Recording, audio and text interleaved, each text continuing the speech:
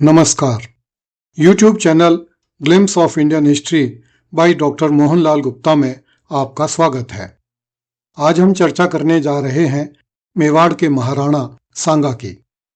भारत माता ने वीर पुत्रों को जन्म देने में कभी कंजूसी नहीं बरती, फिर भी महाराणा सांगा जैसे वीर धरती पर बहुत कम पैदा होते हैं। उत्तर प्रदेश में समाजवादी पार्टी के एक राज्यसभा सांसद ने विधानसभा में समस्त हिंदू समाज के लिए यह वक्तव्य दिया है कि हिंदू गद्दार राणा सांगा की औलादें हैं। मैं ऐसे नेताओं से केवल इतना ही कहना चाहता हूं कि तुम सारे के सारे मिलकर एक साथ खड़े हो जाओ तो भी तुम महाराणा सांगा के पांव की एक अंगुली से भी अधिक छोटे हो। गोहिल वंश का सबसे प्रतापी, वीर और प्रभावशाली महाराणा संग्राम सिंह 24 मई 1509 को चित्तौड़ की गद्दी पर सुशोभित हुआ। इतिहास में उसे राणा सांगा के नाम से भी जाना जाता है। वह अपने युग का सबसे प्रबल हिंदू शासक था। उसकी सेवा में अनेक हिंदू राजा रहते थे। कई मुसलमान अमीर तथा शहजादे उसकी शरण में आकर रहते थे। जिस समय वह मेवाड़ की गद्दी पर बैठा, उस समय दिल्ली में सिकंदर लोदी, गुजरात में महमूद शाह बेगड़ा और मालवा में नासिर शाह खिलजी शासन करता था। इस प्रकार राणा सांगा तीन ओर से बड़े शत्रुओं से घिरा हुआ था। राणा सांगा जीवन भर मुसलमान शासकों से लड़ता रहा तथा उनकी भूमि छीनकर भारत माता को आक्रांताओं के वंशजों से मुक्त करवाने के लिए प्रयासरत रहा। महाराणा सांगा और बाबर के बीच क्या हुआ, इस पर चर्चा करने से पहले उन घटनाओं पर भी संक्षिप्त चर्चा करनी उचित होगी जिनसे सांगा के चरित्र एवं स्वभाव का पता चलता है कि वास्तव में राणा सांगा किस तरह का राजा था। महाराणा सांगा ने आजीवन उत्तर भारत की राजनीति में सक्रिय भूमिका का निर्वहन किया तथा अपने शत्रुओं से मोर्चा लिया। महमूद शाह बेगड़ा के बाद मुजफ्फर शाह गुजरात का सुल्तान हुआ। मुजफ्फर शाह की आज्ञा से ईडर राज्य के अल्पवयस्क राजा रायमल को उसके चाचा भीम ने ईडर से निकालकर ईडर राज्य पर अधिकार कर लिया। रायमल भागकर मेवाड़ आ गया। महाराणा ने उसे अपनी शरण में रख लिया तथा उससे अपनी पुत्री का विवाह कर दिया। भीम के बाद उसका पुत्र भारमल ईडर की गद्दी पर बैठा। इधर जब रायमल वयस्क हो गया, तब उसने महाराणा सांगा की सहायता से ईडर पर आक्रमण किया तथा भारमल को ईडर से निकालकर ईडर राज्य पर पुनः अधिकार कर लिया। जब गुजरात के सुल्तान मुजफ्फर शाह को यह बात ज्ञात हुई तो वह बड़ा क्रोधित हुआ। उसने अहमदनगर के अमीर निजामुल मुल्क को आज्ञा दी कि वह रायमल को ईडर से निकाल दे। राणा को यह अधिकार नहीं है कि वह रायमल को ईडर की गद्दी पर बैठाए। इस पर निजामुल मुल्क ने रायमल पर आक्रमण कर दिया। रायमल ईडर छोड़कर पहाड़ों में चला गया तथा अपने पीछे आए निजामुल मुल्क को बुरी तरह परास्त कर दिया। मुजफ्फर शाह ने निजामुल मुल्क के स्थान पर जहीरुल मुल्क को भेजा। रायमल ने जहीरुल मुल्क को मार डाला। मुजफ्फर शाह ने नसरतुल मुल्क को कार्रवाई करने के लिए लिखा, किंतु रायमल के सामने नसरतुल मुल्क की दाल भी नहीं गली। इस पर मुजफ्फर शाह ने मलिक हुसैन बहमनी को भेजा, जिसे मुबारिजुल मुल्क भी कहा जाता है। उसने रायमल को ईडर से निकालकर ईडर पर अधिकार कर लिया। इस पर मुजफ्फर शाह ने मुबारिजुल मुल्क को ईडर का हाकिम नियुक्त कर दिया। जब महाराणा सांगा को ज्ञात हुआ कि मुबारिजुल मुल्क ने रायमल को ईडर से निकालकर ईडर पर अधिकार कर लिया है, तो सांगा ने विशाल सेना लेकर ईडर पर चढ़ाई कर दी। मार्ग में वागड़ का राजा उदय सिंह भी महाराणा सांगा के साथ हो गया।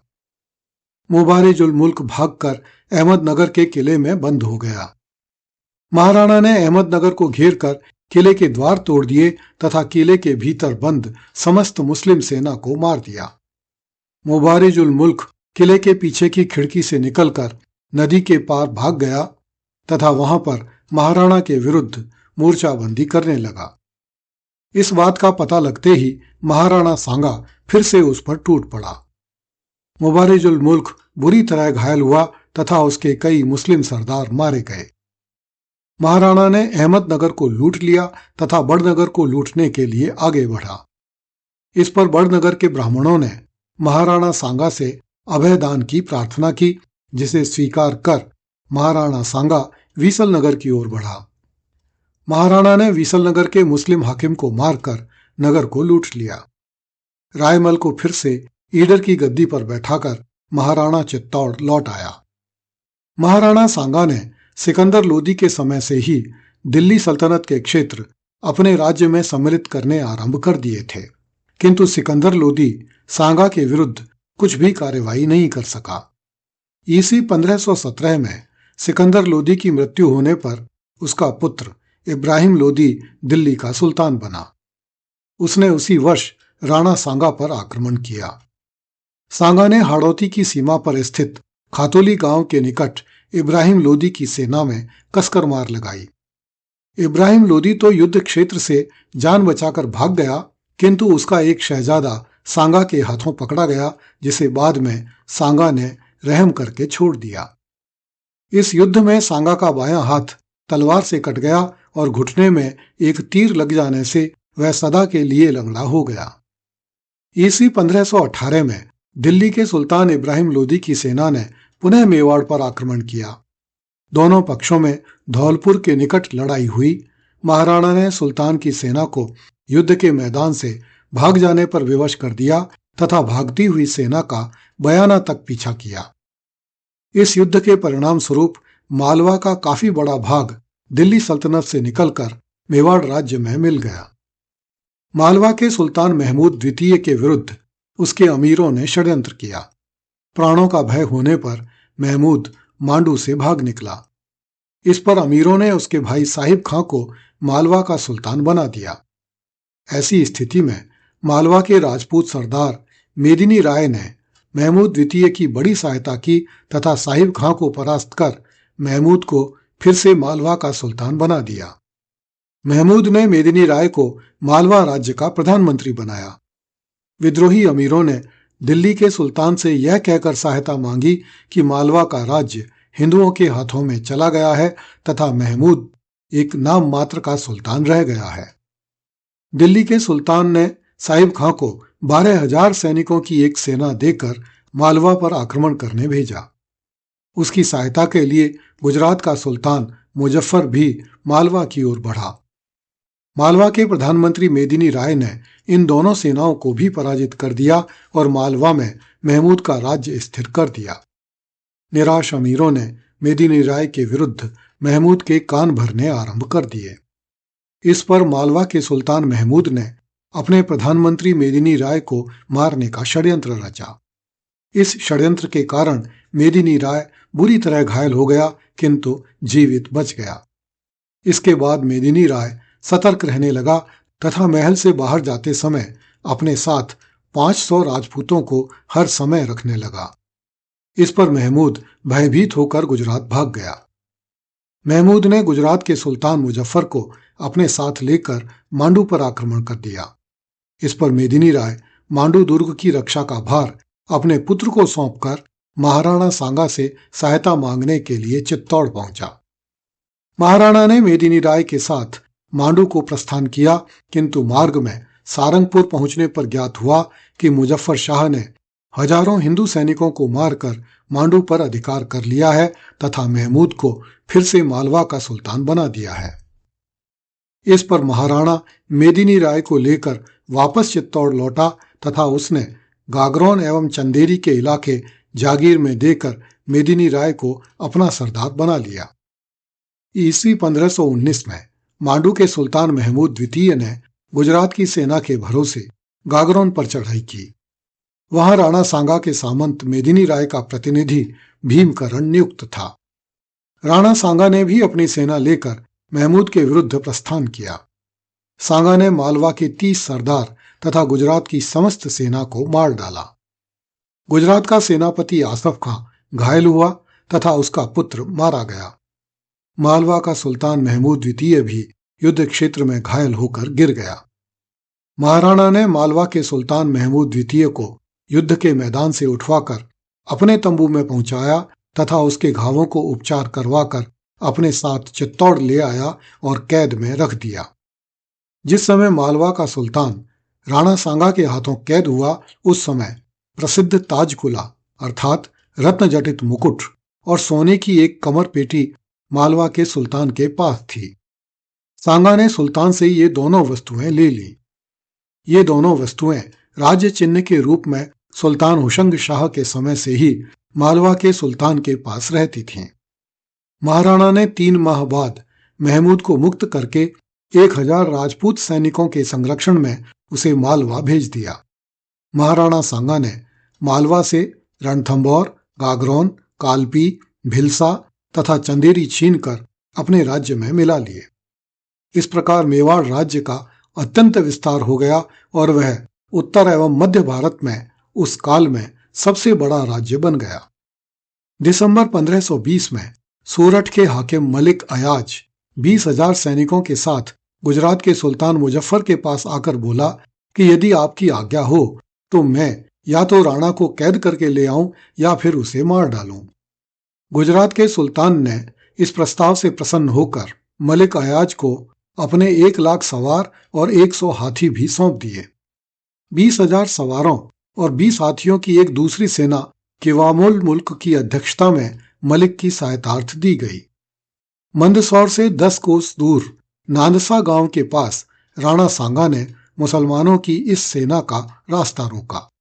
मालवा का सुल्तान महमूद भी मलिक अयाज की सेना से आ मिला। राणा की तरफ से रायसेन का तंवर सलहदी 10,000 सवारों के साथ आ गया। आसपास के समस्त हिंदू राजा भी महाराणा सांगा की सहायता के लिए आ जुटे। राणा सांगा का प्रताप देखकर मुस्लिम सेनापतियों की हिम्मत टूट गई और वे बिना लड़े ही राणा सांगा से संधि करके लौट गए। सुल्तान महमूद तो सांगा के पास एवज में रखे हुए अपने पुत्र को वापस प्राप्त करने के लिए संधि करके लौट गया। गौरीशंकर ओझा का मत है कि दोनों पक्षों में लड़ाई के बाद संधि हुई थी। इस लड़ाई में मुसलमानों की हार हुई थी तथा मालवा के सुल्तान ने महाराणा सांगा को जुर्माना देकर अपने पुत्र को छुड़वाया था। जब मलिक अयाज पराजित होकर गुजरात के सुल्तान मुजफ्फर के पास पहुंचा तो मुजफ्फर ने अयाज मलिक को कसकर फटकार लगाई तथा उसे वापस सूरठ भेज दिया। कुछ समय बाद गुजरात के सुल्तान मुजफ्फर शाह का पुत्र बहादुर शाह अपने 2 भाइयों चांद खां तथा इब्राहिम खां के साथ महाराणा की शरण में आया। महाराणा ने उसे सहानुभूति पूर्वक अपने पास रख लिया। राणा सांगा की माता, जो हलवद के राजा की पुत्री थी, बहादुर शाह को अपना बेटा कहा करती थी। एक बार बहादुर शाह तथा राणा सांगा के भतीजे के बीच झगड़ा हो गया जिसमें सांगा का भतीजा मारा गया। जब राणा के राजपूत सैनिक बहादुर शाह को मारने लगे तब राजमाता ने बहादुर शाह की रक्षा की। जब मुजफ्फर शाह मर गया तब उसका पुत्र सिकंदर शाह गुजरात का सुल्तान हुआ। उसने अपने सेनापति मलिक लतीफ को बहादुर शाह का दमन करने के लिए भेजा।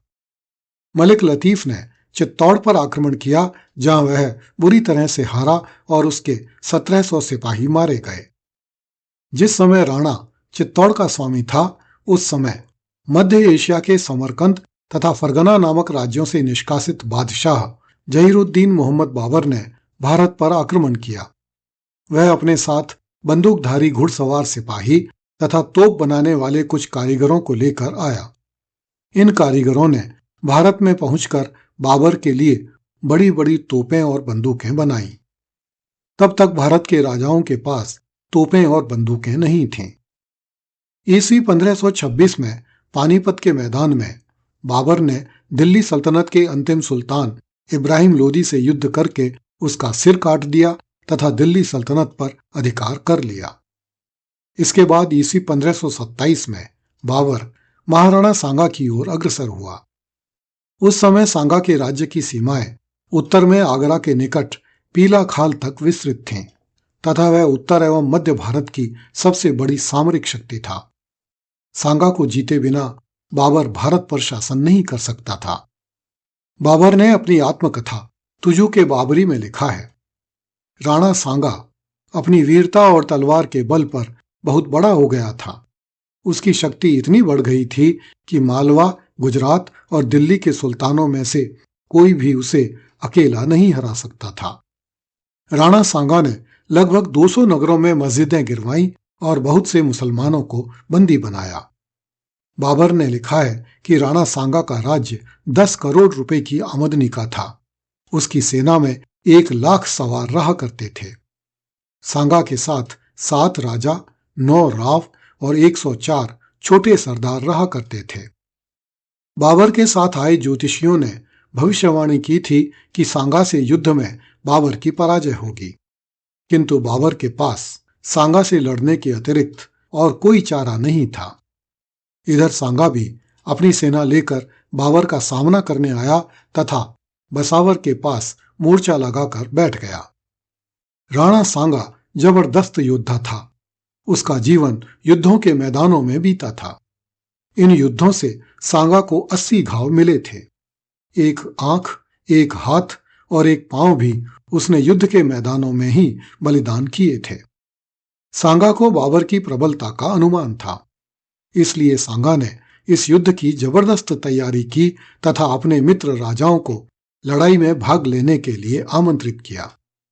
सांगा की तरफ से लड़ने के लिए आमेर का राजा पृथ्वीराज, ईडर का राजा भारमल, मेड़ता का राजा वीरमदेव, डूंगरपुर का राजा रावल उदय सिंह, देवलिया का रावत बाघ सिंह, बीकानेर का राजकुमार कल्याणमल, सांगा का भतीजा नरसिंह देव, अंतर्वेद का राजा चंद्रभान चौहान और माणिक चंद्र चौहान तथा अनेक प्रसिद्ध सरदार दिलीप, रावत रत्न सिंह, चूंडावत कांधलोत, रावत जोगा सारंग देवोत, नर्मद हाड़ा मेदिनी राय, वीर सिंह देव, झाला अज्जा, सोनगरा रामदास, परमार गोकुलदास तथा खेत सिंह भी अपनी अपनी सेनाएं लेकर आ गए। अलवर का हसन खां मेवाती और दिल्ली सल्तनत के मृत सुल्तान इब्राहिम लोदी का पुत्र महमूद लोदी भी अपनी सेनाएं लेकर राणा सांगा की तरफ आ गए। इस प्रकार सांगा की सेना में बहुत बड़ी संख्या में सैनिक हो गए। जोधपुर राज्य से राव गांगा ने मेड़ता के राव वीरमदेव के नेतृत्व में 4000 सैनिक भेजे। किसी भी ग्रंथ में सांगा के सैनिकों की विश्वसनीय संख्या उपलब्ध नहीं होती है। यहां तक कि बाबर ने सांगा के पक्ष के सैनिकों की संख्या 2,22,000 लिखी है, जबकि बाबर अपनी सेना की संख्या के बारे में मौन है। बाबर अपने साथ काबुल से 12,000 सैनिक लेकर चला था। भारत में उसकी सेना में कितनी वृद्धि हुई इसकी कोई सूचना नहीं मिलती, किंतु उत्तर भारत के लगभग समस्त मुस्लिम सरदार अपनी अपनी सेनाएं लेकर बाबर की तरफ से लड़ने के लिए आ गए। आशीर्वादी लाल श्रीवास्तव ने खानवा के मैदान में महाराणा की सेना 80,000 तथा बाबर की सेना 40,000 होनी अनुमानित की है। रशब्रुक विलियम्स ने दोनों सेनाओं का अनुपात 2:1 अनुमानित किया है। चूंकि बाबर ने भारत से अफगानों के राज्य की समाप्ति की थी, इसलिए भारत के अफगान सरदारों ने इस युद्ध में बाबर का साथ नहीं दिया। 22 फरवरी 1527 को बाबर के मुख्य सेनापति अब्दुल अजीज की सेना खानवा के मैदान में आ गई। सांगा ने उसमें कसकर मार लगाई तथा अब्दुल अजीज का झंडा छीन लिया। सांगा की सेना ने कई प्रमुख मुगल सरदारों को मार दिया तथा कई बड़े मुगल बंदी बना लिए। यह देखकर मुगल सेना युद्ध के मैदान से भाग छूटी। हिंदू सैनिकों ने 2 मील तक मुसलमानों की सेना का पीछा किया। सांगा का ऐसा प्राबल्य देखकर बाबर ने सीकरी से 10 मील दूर खानवा नामक स्थान पर उसी प्रकार की व्यूह रचना की जिस प्रकार की व्यूह रचना उसने पानीपत के मैदान में इब्राहिम लोदी के विरुद्ध की थी। उसने अपनी सेना के सामने गाड़ियों की कतार लगवाकर उन्हें लोहे की जंजीरों से बंधवा दिया। इन गाड़ियों की आड़ में तोपें तथा बंदूकचियों को रखा गया जो शत्रु सैन्य पर गोले तथा जलते हुए बारूद की वर्षा करते थे। बाबर ने अपनी सेना को 3 भागों में विभक्त किया, दाहिना पक्ष, बायां पक्ष तथा मध्य भाग। दाहिने पक्ष का संचालन बाबर के बड़े पुत्र हुमायूं, बाएं पक्ष का संचालन बाबर के बहनोई मेहदी ख्वाजा और मध्य भाग का संचालन स्वयं बाबर के नेतृत्व में रखा गया। तोपों तथा बंदूकों के संचालन का कार्य उस्ताद अली को सौंपा गया। सेना के दोनों सिरों पर बाबर ने तुलगम सैनिक रखे जो युद्ध के जम जाने पर दोनों ओर से घूमकर शत्रु सैन्य पर पीछे से आक्रमण करते थे। 27 मार्च 1527 को प्रातः 9:30 बजे बाबर तथा राणा सांगा की सेनाओं में भीषण संघर्ष आरंभ हुआ। युद्ध का आरंभ राजपूतों ने किया। उन्होंने बाबर की सेना के दाहिने पक्ष पर धावा बोलकर उसे अस्त व्यस्त कर दिया। बाबर ने राजपूतों के बाएं पक्ष पर अपने चुने हुए सैनिकों को लगा दिया। इससे युद्ध ने विकराल स्वरूप ले लिया। थोड़ी ही देर में राजपूतों की सेना में घुसने के लिए वाम पक्ष तथा मध्य भाग का मार्ग खुल गया। बाबर के तोपची मुस्तफा रूमी ने इस स्थिति का लाभ उठाते हुए अपने तोपखाने को आगे बढ़ाया और राजपूत सेना पर गोलों तथा जलते हुए बारूद की वर्षा आरंभ कर दी। मुगलों के बाएं पक्ष पर भी भयानक युद्ध हो रहा था। इस समय तुलगम सेना ने राजपूतों पर पीछे से आक्रमण किया। राजपूत सेना चारों ओर से घेर ली गई। राजपूतों के लिए तोपों की मार के समक्ष ठहरना असंभव हो गया। राजपूत सैनिक तेजी से घटने लगे। राणा सांगा युद्ध के आरंभिक भाग में ही किसी हथियार की चपेट में आ जाने से बेहोश हो गया। इस पर झाला अज्जा को समस्त राज्य चिन्हों के साथ महाराणा के हाथी पर सवार किया गया और उसकी अध्यक्षता में समस्त सेना लड़ने लगी। महाराणा के सामंत एवं सेनापति महाराणा को रण क्षेत्र से निकालकर ले गए। उदय सिंह, हसन खां मेवाती, माणिक चंद चौहान, चंद्रभान चौहान, रत्न सिंह चूंडावत, झाला अज्जा, रामदास सोनगरा, परमार गोकलदास, रायमल राठौड़, रत्न सिंह मेड़तिया और खेत सिंह आदि कई हिंदू वीर इस युद्ध में काम आए।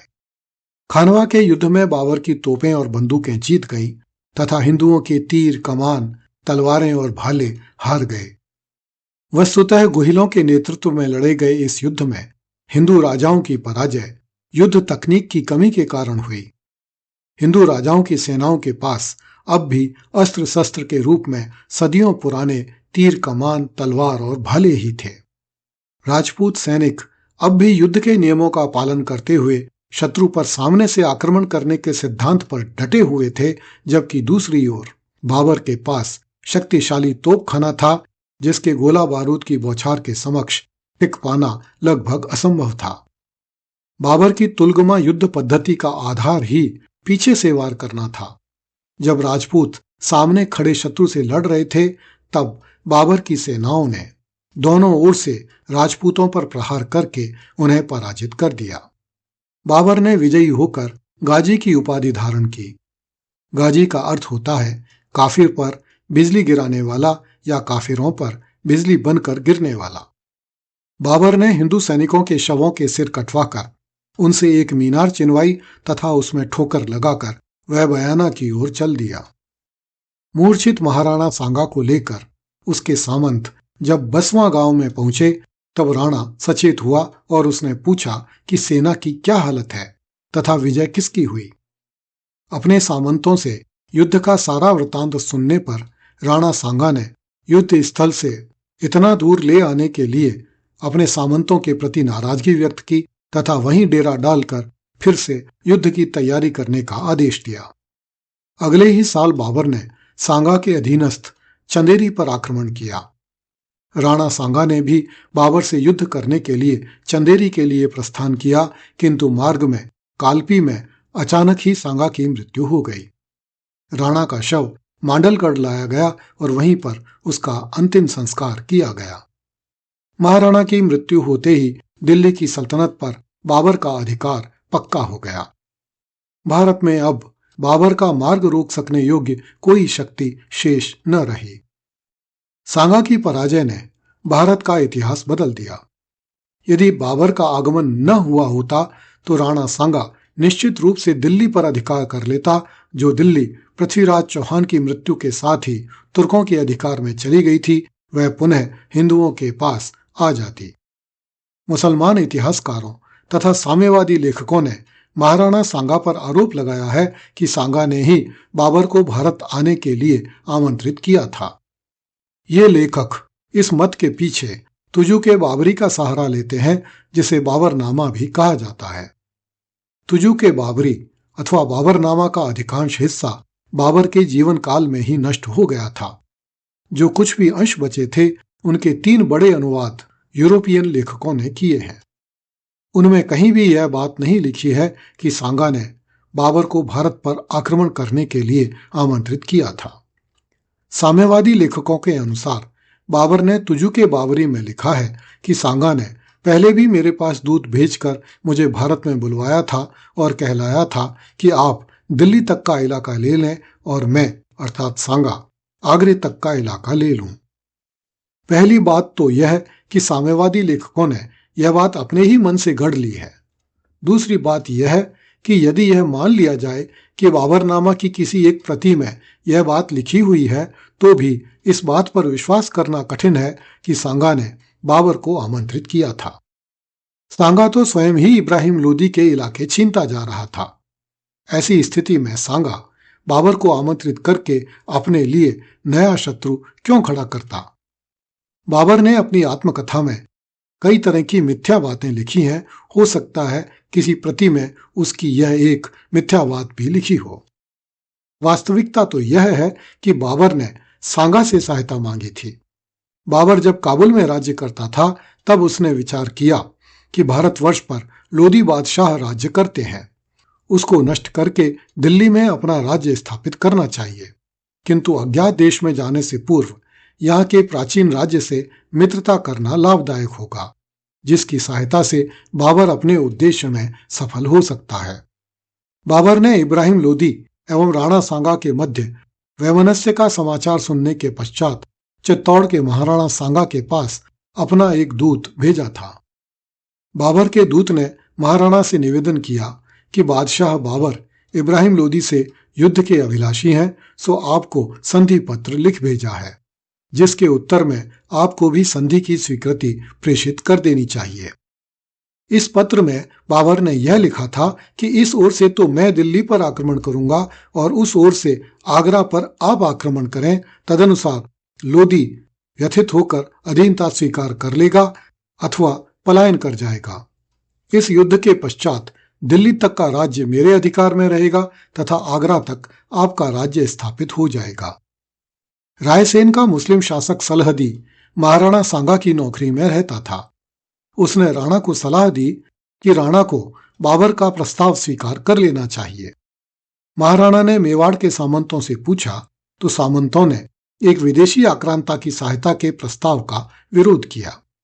मेवाड़ी सामंतों की मान्यता थी कि इब्राहिम लोदी की भांति बाबर भी एक विदेशी शत्रु है, जिसकी सहायता करना मेवाड़ के हित में नहीं था। सामंतों द्वारा यह कहकर विरोध किया गया कि सांप को दूध पिलाने से क्या लाभ है। इस विचार विमर्श के बाद राणा सांगा ने बाबर का प्रस्ताव अस्वीकार कर दिया तथा पानीपत के युद्ध से तटस्थ रहने का निर्णय लिया। मेवाड़ी सामंतों द्वारा बाबर की सहायता का विरोध करने से रायसेन का मुस्लिम शासक सलहदी सांगा से नाराज हो गया तथा वह सेना लेकर खानवा के मैदान तक तो पहुंचा, किंतु वहां पहुंचकर युद्ध आरंभ होने से पहले ही बाबर की तरफ भाग गया। अतः निष्कर्ष रूप में कहा जा सकता है कि इब्राहिम लोदी पर आक्रमण करने से पहले बाबर ने अपने दूत के माध्यम से महाराणा सांगा से सहायता मांगी थी, किंतु महाराणा सांगा इस युद्ध से तटस्थ रहा। महाराणा सांगा कभी भी बाबर को तो क्या किसी भी विदेशी आक्रांता को भारत भूमि पर आक्रमण करने के लिए आमंत्रित नहीं कर सकता था। महाराणा सांगा के पुरखे तो 8वीं शताब्दी ईस्वी से ही अरब के खलीफाओं द्वारा भेजी गई सेनाओं को काटते आ रहे थे। उनका वंशज भला किस प्रकार मुसलमानों की सेना को देश में आमंत्रित कर सकता था, जो इस बार बाबर के नेतृत्व में भारत भूमि पर चढ़कर आई थी। कृपया इस चैनल को लाइक, सब्सक्राइब एवं शेयर करें। धन्यवाद। जय हिंद।